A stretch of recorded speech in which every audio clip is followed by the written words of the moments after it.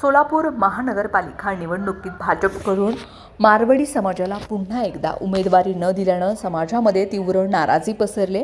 या संदर्भात सकल मारवाडी राजस्थानी समाजाची बैठक घेऊन पुढील राजकीय भूमिका निश्चित केली जाणार असल्याची माहिती शहर भाजपचे उपाध्यक्ष श्रीनिवास दायमा यांनी पत्रकार परिषदेमध्ये दिली आहे। दायमा म्हणाले, राजस्थानी समाज हा राष्ट्रवादी विचारसरणीचा आणि हिंदुत्ववादी पक्ष म्हणून सुरुवातीपासूनच भाजपच्या पाठीशी ठामपणे उभा राहिला आहे।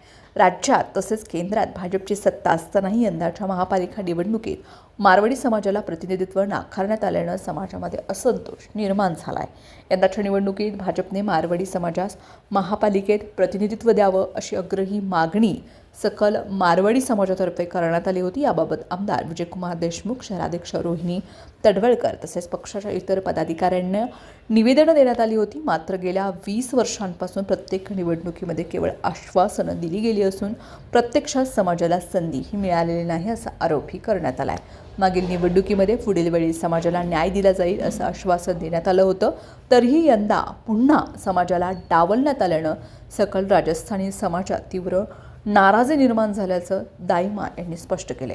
भाजपच्या वाढीसाठी सोलापुरात स्वर्गीय गोवर्धनदास भुतडा, स्वर्गीय गोपीकिसन भुतडा, स्वर्गीय मथुरादास डागा, स्वर्गीय श्यामसुंदर तिवाडी, विजय बजाज, बाळमुकुंद झंवर यांच्यासारख्या अनेक निष्ठावंतांनी मोठं योगदान दिलंय।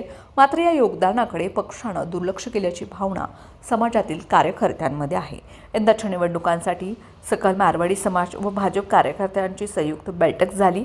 पक्षानं दिलेल्या शब्दावरती विश्वास ठेवून समाजामधील अनेक इच्छुकांनी प्रभाग क्रमांक 1, 3, 4 आणि 5 मधून निवडणूक लढवण्यासाठी अर्ज भरले होते। मात्र शेवटच्या क्षणापर्यंत उमेदवारांना झुलवत ठेवून अखेरीस तिकीट नाकारण्यात आल्यामुळे कार्यकर्त्यांचा तीव्र असा भ्रमनिरास झालाय असा आरोप दायमा यांनी केला। या प्रकरणामुळे समाजात अस्वस्थता असून लवकरच मारवाडी समाजाची बैठक घेऊन पुढील राजकीय दिशा आणि भूमिका जाहीर केली जाईल असं त्यांनी सांगितलं। या पत्रकार परिषदेमध्ये लक्ष्मीकांत दरक, सविता जोशी, रजनी शर्मा यांच्यासह समाजातील कार्यकर्तेही उपस्थित होते।